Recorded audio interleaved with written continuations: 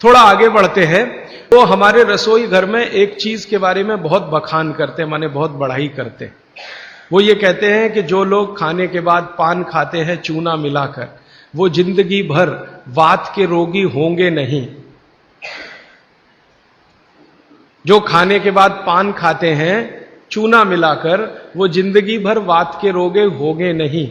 माने चूना, वो बोलते हैं, सबसे बेहतरीन वातनाशक औषधि है। मेथी का दाना तो है ही, चूना उससे थोड़ा 1 डिग्री ऊपर है। मेथी दाने से चूना सबसे अच्छी वातनाशक औषधि है। चूने के बारे में भागवत जी का बहुत रिसर्च है, बहुत रिसर्च है। और वो ये कहते हैं कि ये भगवान की दी हुई प्रचंड मात्रा में अद्भुत ऐसी चीज है जो आपके वात के सब रोगों को दूर करेगी।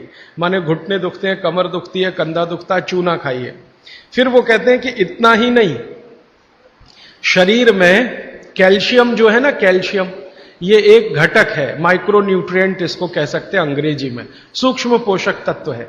ये कैल्शियम के बारे में जो गंभीर बात है आज के विज्ञान के हिसाब से, जो मैं कहना चाहता हूं, भागवत जी ने तो 3500 साल पहले कह दिया, आज का विज्ञान उसको प्रूव कर रहा है, कंफर्म कर रहा है। वो ये कि कैल्शियम की कमी अगर शरीर को है तो आपको 20 नहीं 50 बीमारियां आएंगी।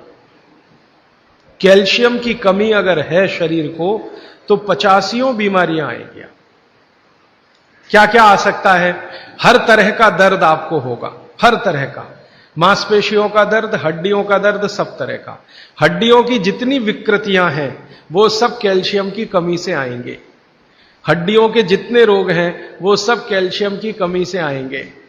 फिर वो कहते हैं कि रक्त के बहुत सारे रोग कैल्शियम की कमी से आते हैं, रक्त के रोग, खून की बीमारी। फिर वो कहते हैं कि बहुत सारे कफ के रोग कैल्शियम की कमी से आते हैं। तो कैल्शियम कम नहीं होने देना चाहिए। जो विज्ञान आज का कहता है, आधुनिक विज्ञान ये कहता है कि कैल्शियम वो माइक्रो न्यूट्रिएंट है, वो सूक्ष्म पोषक तत्व है जिसके शरीर में रहने पर ही दूसरे सूक्ष्म पोषक तत्व उपयोगी होते हैं। ये 12-15 साल का रिसर्च है, एक वाक्य में मैंने खत्म कर दिया।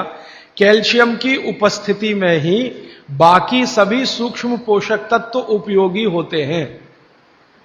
इसका मतलब यह है कि अगर आपको शरीर में विटामिन सी का असर देखना है तो कैल्शियम चाहिए, विटामिन ए का असर देखना है तो कैल्शियम चाहिए, विटामिन बी का असर देखना है तो कैल्शियम चाहिए, अगर विटामिन डी का असर देखना है तो भी कैल्शियम चाहिए, विटामिन के का असर देखना है तो भी कैल्शियम चाहिए, प्रोटीन अच्छे से आपके शरीर को काम में आए तो कैल्शियम चाहिए, कार्बोहाइड्रेट्स ठीक से आपके शरीर को मदद करे तो कैल्शियम चाहिए, फैट्स आपके शरीर में डिसॉल्व होते रहें और जहां जरूरत है वहां लुब्रिकेशन में मदद करते रहें तो कैल्शियम चाहिए। माने समझ लीजिए कि कैल्शियम अगर नहीं है तो शरीर में सब कुछ बीमारियां आने ही वाली है। इसलिए कैल्शियम की उपलब्धता शरीर को होनी ही चाहिए। अब इसके बारे में भागवत जी कहते हैं, आधुनिक विज्ञान ने अभी प्रूव किया, भागवत जी पहले ही कह गए कि हमारे शरीर की 40 वर्ष की उम्र तक, 40 से 45 वर्ष की उम्र तक जो कुछ भी हम खा रहे हैं इसी में से हमको कैल्शियम मिलता रहता है। सबसे ज्यादा कैल्शियम आप जानते हैं दूध में है, दूध, फिर दूध के बाद दही, दही के बाद मट्ठा, मट्ठे के बाद मक्खन, मक्खन के बाद घी, इन सब में भरपूर कैल्शियम है। फिर आपने खाया संतरा, मौसम्मी, नारंगी, अंगूर, द्राक्ष, जो भी खट्टे फल, आम वगैरह वगैरह, सब में कैल्शियम भरपूर मात्रा में है।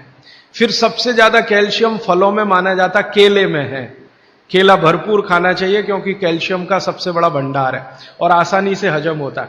तो ऐसे जो फल हैं इनका जो कैल्शियम है ये 40-45 साल तक हमें आसानी से मिलता रहता है, क्योंकि शरीर की जो बायोकेमिस्ट्री है 40-45 साल तक एकदम दुरुस्त और तंदुरुस्त रहती है। जठर अग्नि भी तीव्र रहती है, बाकी सब फंक्शन ठीक है। लेकिन जैसे ही 45 की उम्र खत्म होती है माताओं को ये बात विशेष रूप से कह रहा हूं, बहनों को, माताओं को। जैसे ही आपकी 45 की उम्र पूरी होती है और आपका मेंसेस साइकिल बंद होता है, मासिक धर्म आपका बंद होता है, उसी समय आपको कैल्शियम हजम होना कम होना शुरू होता है। आप कितना भी ये सब चीजें खाएं, केला भी खाएं, ये भी खाएं, लेकिन कैल्शियम उतना पूर्ति नहीं करता, क्योंकि कैल्शियम को शरीर में डाइजेस्ट कराने वाला जो हार्मोन है वो तभी तक आपको है जब तक आपकी मासिक चक्र की शुरुआत है। मासिक चक्र बंद होते ही ये हार्मोन कम होता है। आप जानते हैं कई हार्मोन्स कम हो जाते हैं, तो कैल्शियम डाइजेस्ट होना बहुत मुश्किल होता है। तब आपको जरूरत पड़ती है कि बाहर से कैल्शियम लें। इसलिए सब माताएं इस बात को ध्यान दें और इसको गांठ बांध लें कि 45 की उम्र होते ही चूना खाएं, क्योंकि अतिरिक्त बाहर से कैल्शियम उसी से मिलेगा। चूना जरूर खाएं आप सबके लिए, और आपको भी है चूना खाएं, क्योंकि आपकी उम्र भी 45 की जब पूरी होगी तो ये जो कैल्शियम है वो आपके लिए पर्याप्त नहीं है जो फलों से और सब्जियों से आ रहा है, कुछ अतिरिक्त चाहिए। और चूंकि बाकी सब माइक्रो न्यूट्रिएंट्स कैल्शियम की उपस्थिति में ही काम आएंगे, इसलिए इस पर ध्यान दीजिए। तो शायद इसलिए इस देश में एक परंपरा विकसित हुई है पान खाने की। ये पान खाने की परंपरा बहुत वैज्ञानिक है, बहुत ही वैज्ञानिक। जिसने भी शुरू की वो बागभट्ट का पक्का चेला रहा होगा, बहुत समझकर उसने ये शुरू की। और ये अद्भुत है। अद्भुत मैं इसलिए कह रहा हूं कि भारत की सब जातियों में उत्तर से दक्षिण, पूरब से पश्चिम ये परंपरा है। कहीं भी चले जाओ, आप सिक्किम में चले जाओ, अरुणाचल में चले जाओ, वो भी पान खाते हैं। और आप धुर दक्षिण में आ जाओ तो यहां भी है, उत्तर में चले जाओ, कहीं भी चले जाओ। तो ये पान खाना भारतीय सभ्यता का एक बहुत महत्वपूर्ण अंग है जो स्वास्थ्य से जुड़ा हुआ है। बस ध्यान इतना ही रखिए कि पान जो है चूने का ही खाना है। पान जो है चूने का ही खाना है।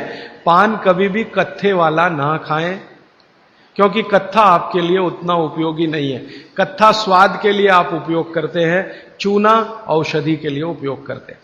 ये बात मैं एक बार पहले भी कह चुका हूं, आज फिर से इसलिए कह रहा हूं कि कुछ नए चेहरे मैं देख रहा हूं।